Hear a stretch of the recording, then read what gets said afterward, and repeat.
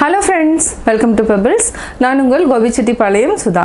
நம்ம இன்னைக்கு செய்ய போறது ரோஸ் மில்க். இது கூட என்னன்னா சப்ஜா விதை ஆட் பண்ணி செய்ய போறோம். சப்ஜா விதையில நிறைய மருத்துவ குணங்கள் இருக்கு. அதாவது நம்ம உடம்புல இருக்கிற உஷ்ணத்தை தணிக்கக்கூடிய தன்மை வந்து சப்ஜா விதைக்கு இருக்கு. இது வந்து என்ன ரோஸ் மில்க் செய்யறதுக்கு முன்னாடி நம்ம ஒரு 10 minutes ஊற வச்சுக்கலாம்.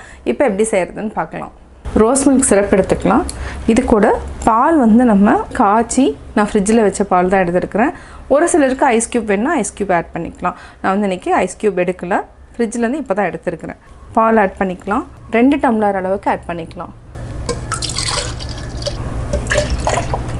இந்த 2 டம்ளருக்கு நம்ம ரோஸ் மில்க் சிரப் வந்து ஒரு 30 ml அளவுக்கு ஆட் பண்ணிக்கலாம். கொஞ்சமாக தண்ணி விட்டுக்கலாம். இதையும் நம்ம மிக்சியில் அடிச்சுக்கலாம்.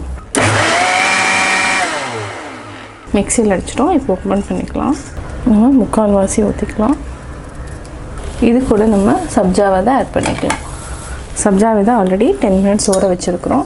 இது வந்து நீங்கள் கொஞ்சமாக போட்டாலே போதும், இந்த அளவுக்கு வரும். அதாவது 10 grams எடுத்திங்கனாவே இந்த அளவுக்கு வரும். இதை நம்ம ஆட் பண்ணிக்கலாம். இன்னும் கொஞ்சம் ஆட் பண்ணிக்கலாம். இதை நல்லா மிக்ஸ் பண்ணி விடுங்க. நம்ம கொஞ்சமாக நட்ஸ் போட்டுக்கலாம். இது வந்து ஆப்ஷனல் தான். நீங்கள் சில்லுன்னு குடிக்கணுன்னா நீங்கள் கொஞ்சம் நேரம் ஃப்ரிட்ஜில் வச்சுட்டு குடிக்கலாம். Summer special rose milk ready. Rose milk எப்படி செஞ்சீங்கிறத பார்த்தீங்க. இது ரொம்ப ஈஸியானது தான். நீங்களும் வீட்டில் ட்ரை பண்ணி பாருங்கள். லைக் பண்ணுங்கள், ஷேர் பண்ணுங்கள், சப்ஸ்கிரைப் பண்ணுங்கள்.